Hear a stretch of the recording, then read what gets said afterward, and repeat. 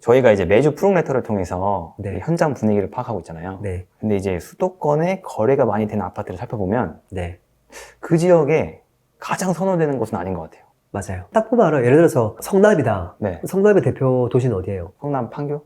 그렇죠. 네. 판교 다음에는? 분당? 그렇죠. 그 다음에 뭐 성남 구도심을 가야 되거든요. 네. 거래량 어디가 많은지 보면 성남 구도심이 많아요. 그러니까요. 지금 이제 트렌드를 좀 보면 지금 일부 지역 제가 샘플을 들었지만 사실은 입지가 원래는 좋은 곳이 거래가 많아야 되는데 네.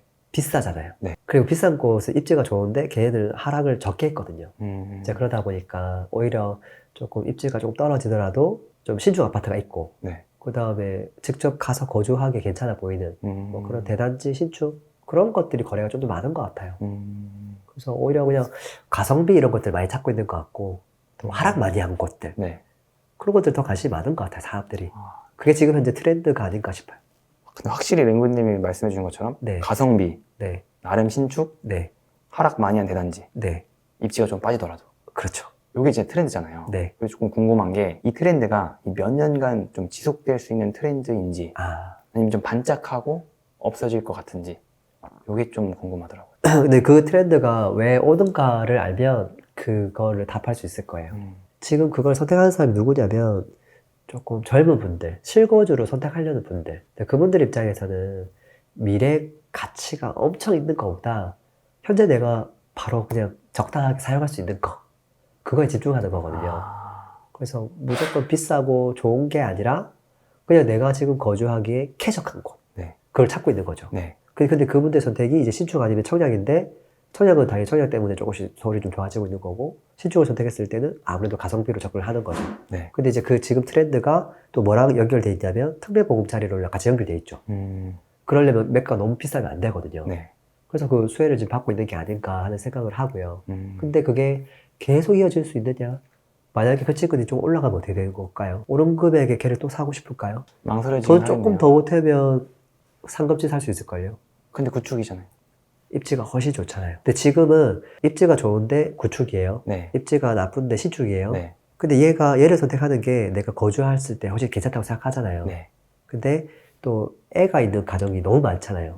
그런 분들은 신축보다 학군이라든지 이런 걸 훨씬 더 중요하게 보거든요. 네. 근데 얘가 만약에 지금 차이가 많이 나니까 하락도 많이 했으니까 얘를 선택하는데 얘가 올라오면 얘를 생각 안 할 수가 없을 거예요. 그래서 결국 저는 입지 중심으로 다시 갈 거라고 봐요. 이게 계속 갈 수가 없어요. 물론 당분간은 갈 수 있겠지만. 그래서 남들이 이걸 선택한다고 해서 무조건 이걸 선택하는 게 아니라 내가 만약에 이거를 사야 되는 사람이 네. 이미 4인 가족이고 네. 자녀들이 막 초등학교, 중학교 지금 공부가 되게 중요하고 그런 분들이 지금 트렌드를 따라가가지고 입지 안 좋은 곳에 신축에 갔을 때 후회할 가능성이 매우 높아요. 왜냐면 또 흐름이 다시 올 거거든요. 그럼 얘가 또 치고 올라갈 건데 입지 좋은 것들은 상당히 오랫동안 올라요. 그러면 생활도 만족이 안 될 수도 있고 신축 빼고는 네. 그러면 두 마리 토끼 다 놓칠 수도 있어요. 그래서 입지 중심으로 다음에 갈 거기 때문에 그걸 예상해서 나도 그거를 선택하는 게 필요하죠.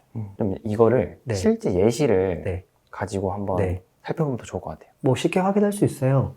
일단 서울 걸 한번 볼까요? 네. 서울에서 사실 지금 뭐 작년 11월 이후로 지금 사실은 거래가 뜸하고 그 뜸한 와중에도 또 어떤 아파트 거래가 되고 있잖아요. 네. 최근 6개월 동안 어떤 아파트가 거래가 많이 됐는지 단순 거래량보다는 평균 거래량보다 좀 최근 거래량 증가가 큰 단지들 이렇게 이제 뽑아본 거거든요. 네. 지금 여기 보면은 우리가 알고 있는 뭐 반포에 있는 아파트 이런 거 하나도 없어요. 네. 뭐 강남구도 잘 안 보이고요. 은평구에 있는 백려사 파크자이, 네, 678세대, 2021년 신축이네요. 다 신축이네요. 대체적으로, 네. 네, 신축이네요. 그리고 클릭해보면 최근 6개월 동안 거래가 많았죠. 쫙 거래가 없다가 최근에 좀 많아졌죠. 영등포구 신갈, 힐스테이트, 뭐 클래시앗 이런 것들도 거래가 계속 없다가 최근에 이제 거래가 좀 있었죠. 구로구 이런 것들도. 근데 세대수가 작아서 의미가 없을 것 같긴 하고요. 암사동, 강동 리버뷰 이런 것들도 보면 가격이 전부 다 그렇게 과하지 않은 것들이에요. 네, 고덕동에 있는 센트럴 푸르지오 이런 것들도 지금 거래가 조금 있긴 하고요. 신길, 보람의 SK뷰 이런 것들도 무난하네요.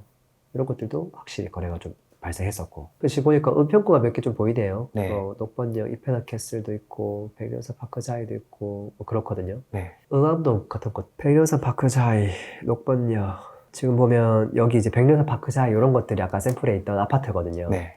지하철역하고 그렇게 가깝지는 않아요. 사실 대표적으로 아까 뭐 녹번역 이쪽에 있는 아파트도 있었고, 전통적으로 은평구에서는 서울하고 가까우면 가까울수록 그냥 무조건 인기가 있는 거거든요.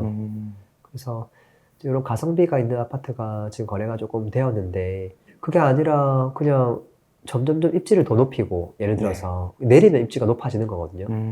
거기에서 우리가 이제 아파트 상품성을 조금만 포기하면 되는 거거든요. 네. 이런 것들은 아마 흐름이 안 왔을 거예요. 거래가 좀 있을까요? 이런 것들이? 많진 않네요. 네. 지금 여기는 거래가 그렇게 활발하다고 볼 수가 없어요. 근데 이제 아무래도 아쉬운 게 많겠죠. 좀 삐뚤삐뚤하고. 근데 예를 들어서 조금 더 와서 인왕산 힐스테이트? 이 정도면 어떨까요? 이것도 좀 구축이긴 한데 네. 이것도 거래가 활발하지가 않죠. 네. 근데 저 위에 있는 것보다는 얘가 입지가 조금 더 나을 거예요. 그 다음에 거래가 지금 뭐 홍제센터로도 한번 볼까요? 이거는 이제 신축 아파트거든요. 신축 아파트인데 거래량이 이것도 활발하지는 않아요. 보니까. 근데 호가는 조금씩 높아지고 있긴 하거든요.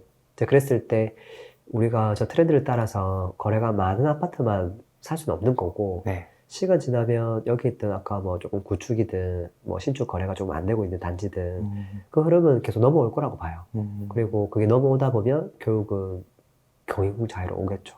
여기는 좀 비싸기 때문에 거래가 조금 뜸할 수 있긴 한데 또 한번 몰려오면 또 우르르 올 거거든요.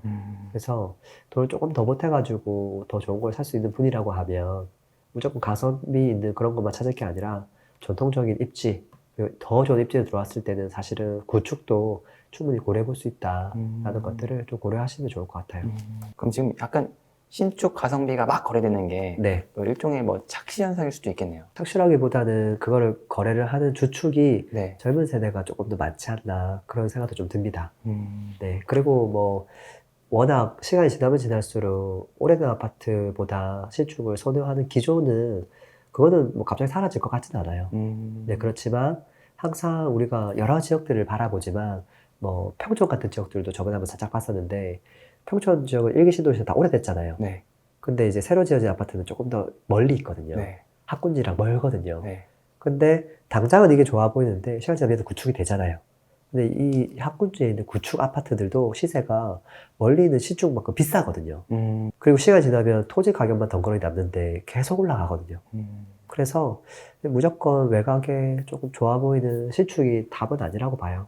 형님, 그럼 네. 결국에 뭐 트렌드 따라가는 것도 좋고, 네. 입지 선택하는 것도 좋고, 네. 그 뭐 두 가지 장단점 얘기해 주셨는데, 네. 저희 구독자분들이 네. 지금 뭐 내 집 마련한다면 네. 뭐 어떻게 선택하는 게 좋을까요? 그거는 이제 딱 이렇게 샘플을 보면 돼요. 한교가 있고 분당이 있고 뭐 더 내려와서 용인이 있고 더 내려와서 동탄 이기 신도시까지 내려올 수 있어요. 네.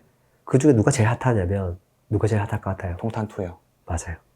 지금은 누가 봐도 동탄2가 제일 핫해요. 네. 근데 동탄 2기랑 분당이랑 입지를 비교해보면 분당 입지가 좋거든요. 네. 구축이 많죠. 그랬을 때 지금은 동탄 2가 핫한데 시간이 지나면 그 흐름은 더 입지 좋은 곳으로 옮겨갈 거예요. 그거를 그냥 미리 예상하고 있다면 네. 꼭 동탄2 인근에 있는 걸 사야만 하는 건 아니라는 거죠. 이제 이걸 알면 꼭 이 경기 남부 지역이 아니더라도 똑같은 방법으로 적용해 볼 수 있죠. 뭐 예를 들어서 이걸 이제 서쪽으로 가게 되면 네. 뭐 지금은 또 뭐 검단 신도시 이런 것도 관심이 많잖아요. 네. 근데 그것도 가까운 입지가 또 있잖아요. 네. 구도심이지만 네. 거기서 입지가 괜찮은 곳들 네. 한쪽으로도 충분히 선택할 수 있다라는 것들을 비싸서 못 사는 거 아니에요? 조금 더 비싸긴 한데 네. 대신에 상품성이 낮으니까 엄청 비싼 건 또 아니에요. 그래서 충분히 선택 가능하다라는 거기 때문에 그런 트렌드를 좀 이해하시면 좋지 않을까 싶어요. 결론은 그럼 다음 구축이라도 다음 네. 흐름이 올 상급지를 고려하는 것도 충분히 좋은 방법이다. 좋은 방법이라는 거죠. 너무 신축만 찾지 말고. 네. 오늘도 들어줘서 감사합니다. 행복한 하루 되세요. 피스!